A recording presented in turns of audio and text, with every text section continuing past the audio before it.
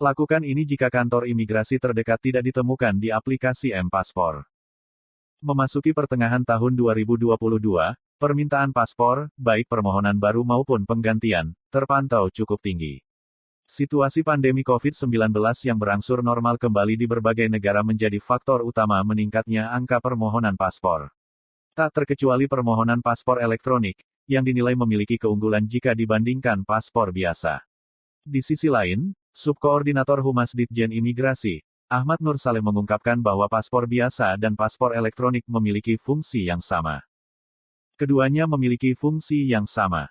Tidak ada perbedaan perlakuan terhadap pemegang paspor biasa maupun paspor elektronik, tutur Ahmad saat dikonfirmasi pada Selasa tanggal 14 Juni tahun 2022. Ia mengatakan, belakangan ini terdapat banyak pertanyaan dari masyarakat yang tidak dapat menemukan kantor imigrasi terdekat di aplikasi M-Paspor. Alih-alih mendapatkan daftar kantor imigrasi di sekitarnya, para pemohon justru mendapatkan pilihan kantor imigrasi di luar pulau, meskipun posisinya di sekitar Jabodetabek. Ini dikarenakan kantor imigrasi Kanim, yang muncul di aplikasi M-Paspor hanyalah Kanim yang menyediakan jenis paspor yang dipilih oleh masyarakat. Jadi jika kantor imigrasi tujuan tidak muncul, berarti saat itu e-paspor sedang tidak tersedia, jelas Ahmad.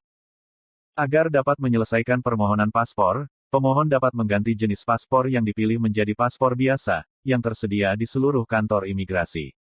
Pemohon juga diimbau untuk memastikan bahwa pengaturan lokasi sudah dinyalakan untuk aplikasi M-Paspor dan pengaturan VPN sudah dimatikan. Tentunya pertanyaan dari masyarakat seputar paspor elektronik ini kami monitor. Ditjen Imigrasi akan melakukan langkah-langkah supaya permintaan masyarakat dapat terakomodasi. Namun, terdapat proses yang harus kami jalankan. Apabila sudah siap, pasti segera kami informasikan, pungkasnya. Terdapat sebanyak 52 kantor imigrasi yang dapat melayani permohonan paspor elektronik, yaitu Kantor Imigrasi Kelas 1 Khusus TPI Batam, Kantor Imigrasi Kelas 1 Khusus TPI Medan, Kantor Imigrasi Kelas 1 Khusus TPI Ngurah Rai, Kantor Imigrasi Kelas 1 Khusus TPI Soekarno-Hatta, Kantor Imigrasi Kelas 1 Khusus TPI Surabaya, Kantor Imigrasi Kelas 1 Khusus Non-TPI Jakarta Barat, Kantor Imigrasi Kelas 1 Khusus Non-TPI Jakarta Selatan, Kantor Imigrasi Kelas 1 TPI Balikpapan, Kantor Imigrasi Kelas 1 TPI Banda Aceh, Kantor Imigrasi Kelas 1 TPI Padang, Kantor Imigrasi Kelas 1 TPI Jambi, Kantor Imigrasi Kelas 1 TPI Bengkulu, Kantor Imigrasi Kelas 1 TPI Bandar Lampung, Kantor Imigrasi Kelas 1 TPI Pangkal Pinang, Kantor Imigrasi Kelas 1 TPI Bandung, Kantor Imigrasi Kelas 1 TPI Denpasar,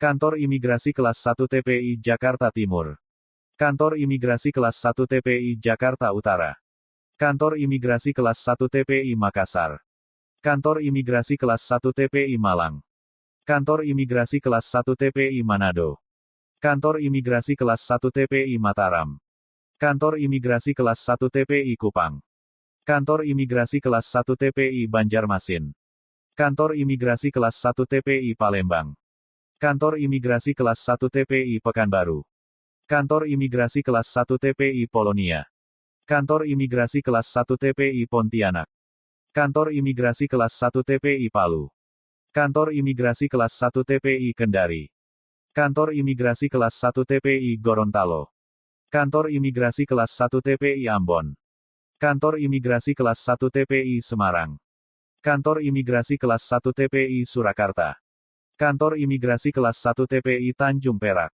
Kantor Imigrasi Kelas 1 TPI Tanjung Priok, Kantor Imigrasi Kelas 1 TPI Ternate, Kantor Imigrasi Kelas 1 TPI Yogyakarta, Kantor Imigrasi Kelas 1 TPI Jayapura, Kantor Imigrasi Kelas 1 Non-TPI Bogor, Kantor Imigrasi Kelas 1 Non-TPI Jakarta Pusat, Kantor Imigrasi Kelas 1 Non-TPI Palangkaraya, Kantor Imigrasi Kelas 1 Non-TPI Tangerang, Kantor Imigrasi Kelas 1 Non-TPI Bekasi, Kantor Imigrasi Kelas 2 Non-TPI Depok, Kantor Imigrasi Kelas 2 Mamuju, Kantor Imigrasi Kelas 2 TPI Timika, Kantor Imigrasi Kelas 2 TPI Manokwari, Kantor Imigrasi Kelas 1 TPI Tanjung Pinang, Kantor Imigrasi Kelas 1 TPI Samarinda, Kantor Imigrasi Kelas 1 TPI Serang, Kantor Imigrasi Kelas 2 TPI Bitung. Untuk kemudahan akses informasi alamat dan komunikasi terkait penerbitan paspor, masyarakat dapat menghubungi nomor WhatsApp dan akun media sosial kantor imigrasi yang bisa dilihat pada tautan berikut. https://www.imigrasi.go.id/it-hubungi tanda hubung kami tanda hubung kantor tanda hubung imigrasi.